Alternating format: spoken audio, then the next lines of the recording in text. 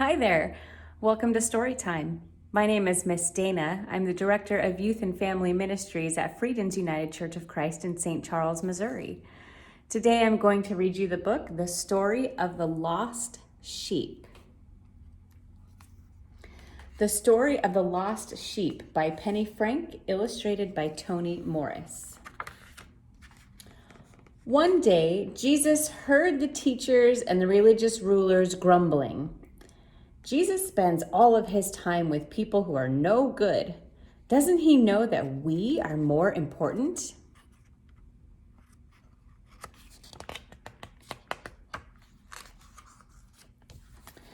Jesus looked at their proud faces and fine clothes. They did not listen carefully to what he had said.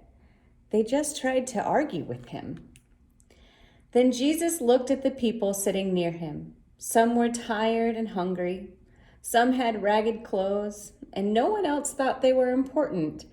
But they followed Jesus from town to town. They listened carefully to every word he said. So Jesus said to the teachers and the rulers, "Listen to this story and try to understand."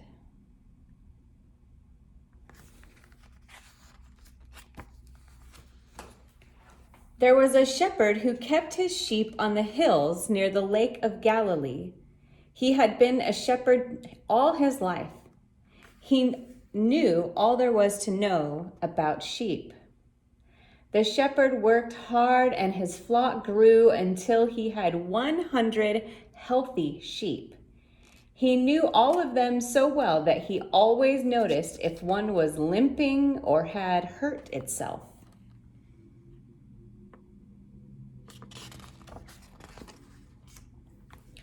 One morning he was very worried.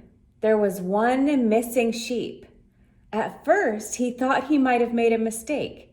He counted again, very carefully to be sure there were only 99 sheep in the fold.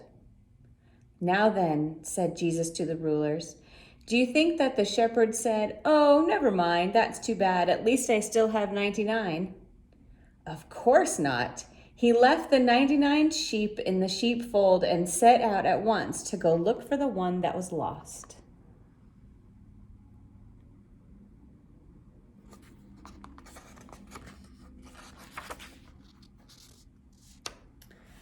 That man was a good shepherd. He knew exactly which one of the sheep had wandered away. He would not rest until he found it.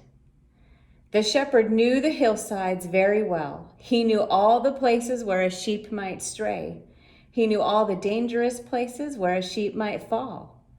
The shepherd looked everywhere, even in places where he himself might get hurt.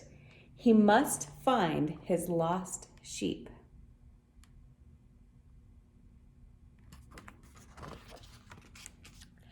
At last, the shepherd found his sheep there up on the hills. He gently pulled it out from between the rocks where it had been stuck. He bandaged up the leg which had been hurt. Then the shepherd lifted the sheep up onto his shoulders. It snuggled around his neck and felt safe again.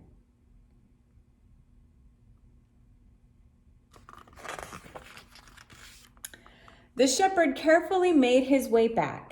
It was getting dark now, and he was hungry. He had been so busy looking for his lost sheep all day that he had not had time to eat. The shepherd's feet were sore and bruised from the rocks on the hillside, but he did not mind. He was so pleased that he had found his sheep.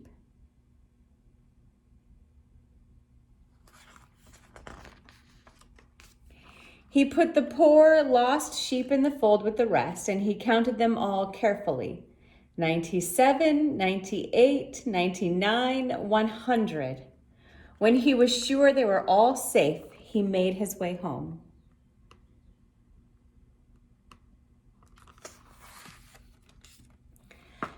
As he walked along the dark street, he looked in at the doorways. "I found my sheep," he called to his friends. "Come and celebrate because I found my sheep that was lost." His friends and their families were very pleased. They knew how important it was to find that sheep. They all came to celebrate with him.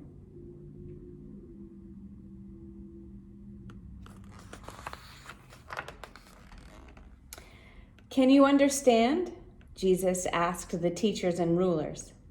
God's kingdom is like that flock of sheep. I am the good shepherd.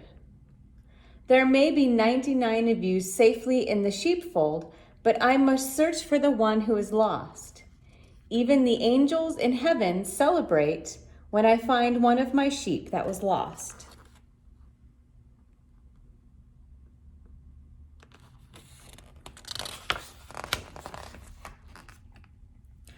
I'm not like a part-time shepherd who is paid to look after another man's sheep. That man doesn't really care if the sheep are safe because they don't belong to him. I care about every one of my sheep. I know them all by name. I always take care of them.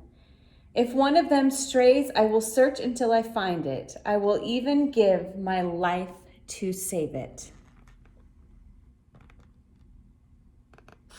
The end. Thank you for sharing in this story time with me. I'll see you again soon.